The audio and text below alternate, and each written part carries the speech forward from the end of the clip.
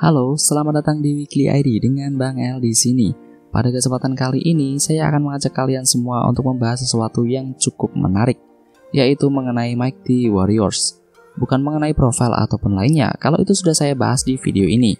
Dan yang akan kita bahas kali ini adalah apakah benar kalau Mighty Warriors itu musuh atau tokoh antagonis. Yuk, putar dulu intronya.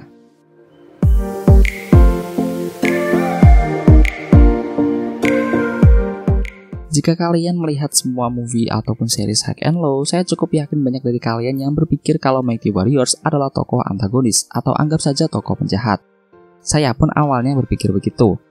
Sampai akhirnya saya menyadari kalau ada yang aneh di setiap pergerakan Mighty Warriors. Oke, mari kita mulai ambil garis besar di setiap kejadian yang melibatkan Mighty Warriors. Yang pertama kali terlihat adalah saat penyerangan kapal milik Uemura Group, di mana pada saat itu Uemura sudah berhasil menjual beberapa wanita dan menyisakan Sarah untuk dijual pada orang yang lebih kaya. Pada saat itu Mighty Warriors menyerang kapal dan mengambil semua uang yang ada di sana dan juga sekaligus merekrut Sarah untuk ikut bergabung dengan Mighty Warriors. Selanjutnya ditampilkan juga beberapa scene di mana Ice melawan beberapa orang di dunia bawah untuk mendapatkan uang. Kemudian ada Sarah yang menjadi agen khusus atau mungkin menjadi pencuri kali ya. Saya juga bingung di sini dia kerjanya ngapain. Kemudian ada Bernie yang diperlihatkan meretas sesuatu dan mungkin ada hubungannya dengan wanita yang dibicarakannya di movie High and Low The Mighty Warriors. Sementara anggota yang lain tidak terlalu diperlihatkan secara jelas melakukan pekerjaan apa. Oke, kita sampai di titik di mana Mighty Warriors melakukan pergerakan atau lebih tepatnya pekerjaan menghancurkan wilayah Sword atas perintah dari Lee, yang bisa kalian lihat di sini ini. Dan selang beberapa waktu terlihat beberapa anggota Mighty yang terbagi menjadi beberapa grup dan menghancurkan beberapa wilayah Sword, seperti Oyakoko, Darumaika, White Rascals, dan juga Sanoh. Dan akhirnya, atas perintah dari Kohaku, perang antara Sword melawan gabungan Mighty Warriors dan Dob tidak bisa terelakkan. Meski memang anggota Mighty Warriors sangat berperan dalam menekan kekuatan Sword, tapi ketika Kohaku kalah, mereka memutuskan untuk mundur. Kenapa? Karena mereka tidak akan mendapatkan imbalan apa-apa jika melanjutkan pertarungan. Ini saya ambil dari perkataan Pearl kala itu. Kita berlanjut ke movie High and Low End of Sky, di mana pada movie ini Jesse dan anggota Prison Gang bergabung dengan Mighty Warriors. Ada scene di mana Jesse menawarkan pekerjaan untuk membantu Dob pada Ice, tapi Ice menolak karena dia ingin lebih fokus untuk mempromosikan Fang Jungle. Dan akhirnya hanya Jesse dan anggota Prison Gang saja yang membantu Dob melawan Sword.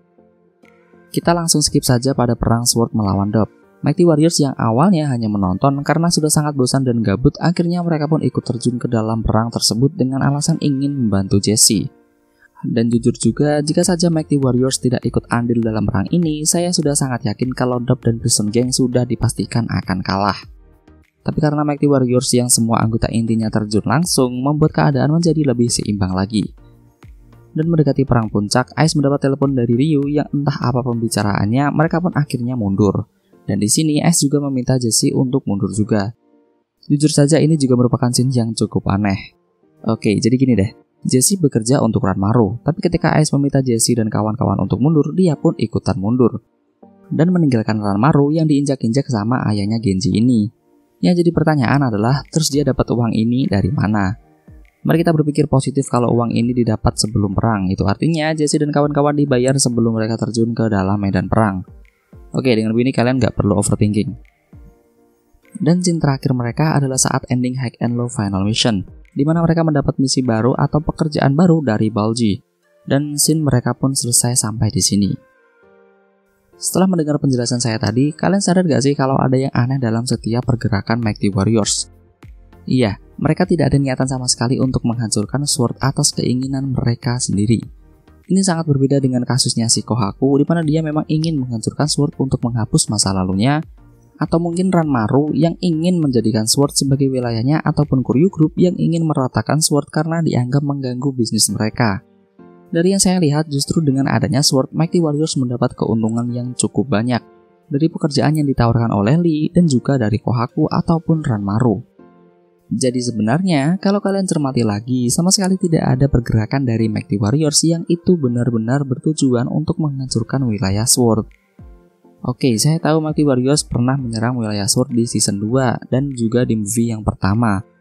Tapi itu karena pekerjaan yang ditawarkan oleh Lee pada mereka, jadi bukan murni atas keinginan mereka sendiri.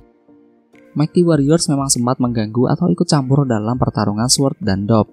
Tapi menurut saya, di situ mereka hanya main-main saja dan ingin membantu salah satu rekannya, yaitu Jesse. Karena logikanya gini, kalian ingat kan pada movie yang pertama, kalau saja tidak ada Amamiya Brothers, pasti Sword akan sangat kewalahan. Tapi ketika perang di High and Low End of Sky, Sword kembali melawan musuh yang sama, yaitu gabungan Dob dan Mighty Warriors, malah ketambahan Present Gang dan juga Ranmaru. Tapi kok entah dari pihak Sword ataupun Dob nggak ada yang bisa menang sampai akhir. Ya, selain karena waktu itu ada Kuryu yang ikut campur, menurut saya pribadi Mighty Warriors tidak melakukan pertarungan secara serius dan hanya main-main saja. Ini teori saya pribadi loh ya. Jadi intinya, Mighty Warriors itu mirip dengan Amamiya Brothers, di mana mereka bertarung atau berkelahi hanya untuk mencari uang dari pekerjaan yang ditawarkan tersebut. Jadi bukan murni ingin bertarung untuk menguasai wilayah ataupun lainnya. Tapi ya karena uang. Sampai sini paham dong maksud saya gimana? Sekali lagi ini hanyalah teori saya pribadi. Jika kalian punya pendapat yang lain, silahkan saja sampaikan di kolom komentar tanpa perlu malu-malu. Sekian dari saya dan terima kasih sudah mau mendengarkan hingga saat ini. Terima kasih.